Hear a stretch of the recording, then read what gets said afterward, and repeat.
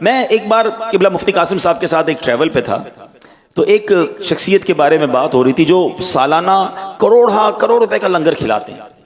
تو ہم بات کر رہے تھے کہ یار اتنا خرچ کرتے ہیں تو ان کا بزنس کیسا ہوگا، ملٹیپلیکیشن. مفتی صاحب نے کمال کی بات کی. مفتی صاحب نے فرمایا کہ آپ ایک چیز نوٹ کر لیں کہ کھانا کھلانا جو ہے نا یہ رب کی شان ہے. رازق کون ہے؟ اللہ کریم ہے. رزق دینے کا وعدہ رب کا ہے نا. مفتی صاحب نے فرمایا جو بندہ اللہ کریم کے اس کرم میں اپنا حصہ ملاتا ہے، شامل ہو جاتا ہے، لوگوں تک وسیلہ بنتا ہے، کھلانے والی ذات تو رب کی ہے. فرمایا اللہ پاک اس کے رزق میں برکت ڈال دیتا ہے.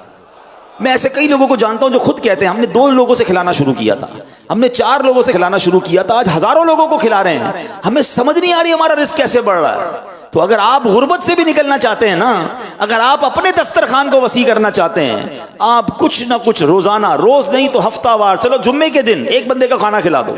ایک کو کھلایا، ملٹیپلائی پہ 70 ہو جائے گا جمعے والے دن. تو یہ نیکی ہے اور اتنی بڑی نیکی ہے. پیارے آقا علیہ الصلوۃ والسلام فرماتے ہیں بے شک جنت میں ایسے بالا خانے ہیں جن کا باہر والا حصہ اندر سے اور اندرونی حصہ باہر سے نظر آتا ہے.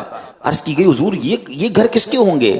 ارشاد فرمایا جو اچھی بات کہے، کھانا کھلائے، ہمیشہ روزے رکھے اور اس وقت قیام کرے، یعنی نماز پڑھے جب لوگ سوئے ہوئے ہوتے ہیں. اے تہجد پڑھنے والوں تمہیں مبارک ہو. تو سبحان اللہ، یہ جنت کے ایسے گھر ان کے لیے ہوں گے. نبی پاک علیہ الصلوۃ والسلام نے فرمایا بھوکے مسلمان کو کھانا کھلانا مغفرت واجب کرنے والے اعمال میں سے ہے. آج کل کتنے مسلمان بھوکے ہوتے ہیں.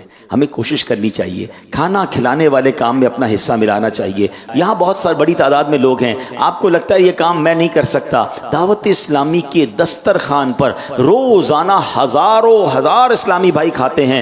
طلباء بھی ہوتے ہیں، علماء بھی ہوتے ہیں، اجتماع میں آنے والے ہوتے ہیں، کورسز کرنے والے ہوتے ہیں. یہ لنگر کا سلسلہ تو برس سے جاری ہے. اگر آپ سمجھتے ہیں، میں تو یہ چاہوں گا کہ آپ اپنے علاقے میں، اپنے پڑوسیوں میں، اپنے رشتہ داروں میں کھانا کچھ نہ کچھ کھلائیں.